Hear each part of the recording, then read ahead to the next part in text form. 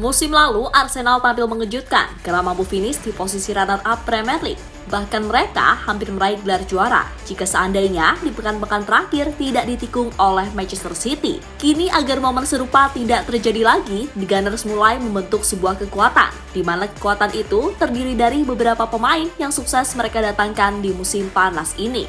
Meski begitu, Manchester City tampaknya tetap akan lebih kuat jika dibandingkan dengan tim asal London tersebut. Lantas apa alasannya? Berikut ini adalah jawabannya.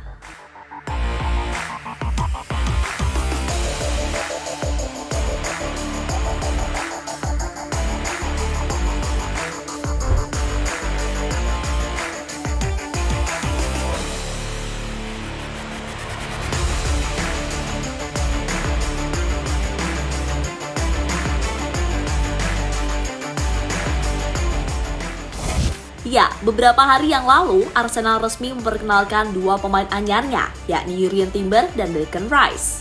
Di mana pemain itu menyusul Kai Havertz yang sebelumnya lebih dulu bergabung. Kedatangan Timber dan Declan Rice tentu menjadi angin segar bagi The Gunners.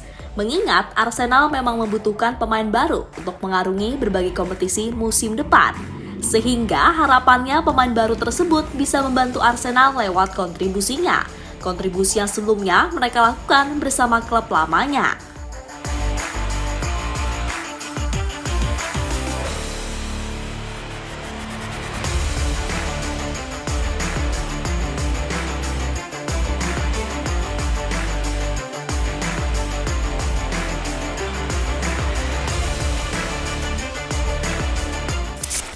Dengan mendatangkan 3 pemain, Arsenal dapat dikatakan jor-joran karena harga dari 3 pemain tersebut tergolong mahal.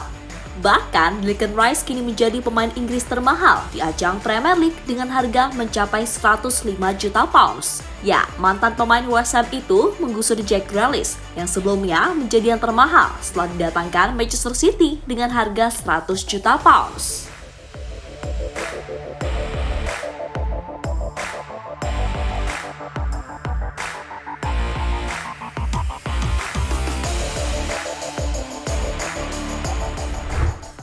Kini dengan mendatangkan beberapa pemain tadi, kekuatan Arsenal tentunya bakal semakin bertambah. Namun sayangnya itu masih belum cukup untuk melawan Manchester City musim depan. Di antara alasannya adalah sebagai berikut. City tetap kuat meski tidak jor-joran di bursa transfer.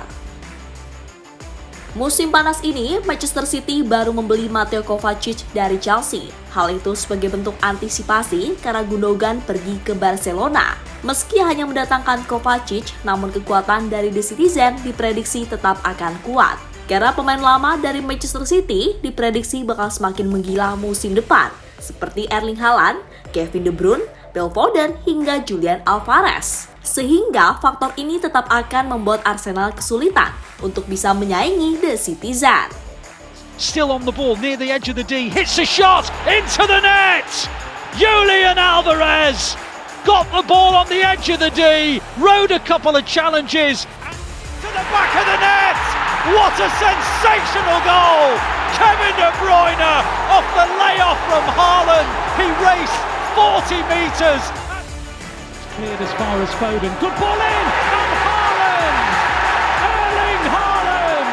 He scores his first City goal at the Etihad Stadium, and I told you that when they get one, they know. Cross comes in from Bernardo Foden, absolutely brilliant start. Phil Foden, first goal against United, and boy has he enjoyed it. Terrific play from Manchester City, but Formasi 3-2-4-1 Pep Guardiola. Hadirnya pemain-pemain tadi akan dikombinasikan dengan formasi andalan dari Pep Guardiola, yakni 3-2-4-1. Ya, sampai saat ini formasi tersebut belum ada antitesis untuk melawannya. Sehingga bisa saja formasi andalan dari Pep Guardiola itu kembali mendominasi di ajang Premier League musim depan.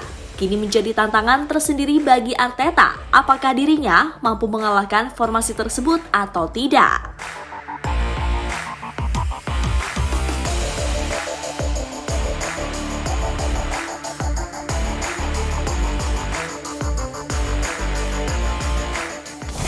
Sulit mencari kelemahan dari Manchester City.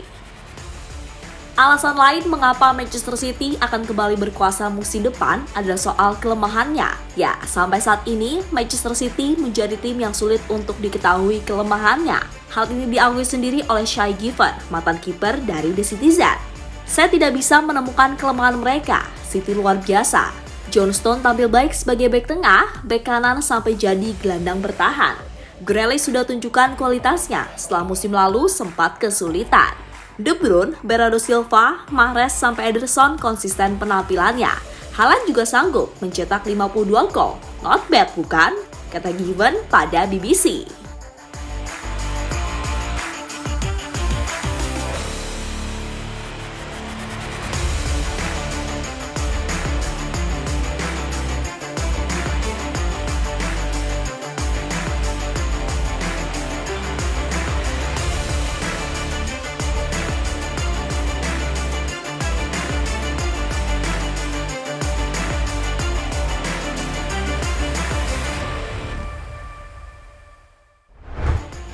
Liverpool sedang membentuk ulang skuad.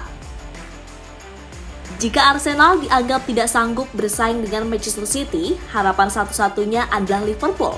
Ya, dibanding The Gunners, The Reds adalah satu-satunya tim yang membuat Manchester City kerepotan. Namun sayangnya, saat ini Liverpool telah membangun skuad baru dengan mendatangkan McAllister dan Dominic Szoboszlai. Dua pemain itu didatangkan sebagai bentuk antisipasi kepergian Milner dan Naby Keita. Bahkan kabarnya Liverpool akan kembali kehilangan pemain mereka, yakni Fabinho, di mana pemain asal Brazil itu diprediksi bakal pindah ke Liga Arab Saudi.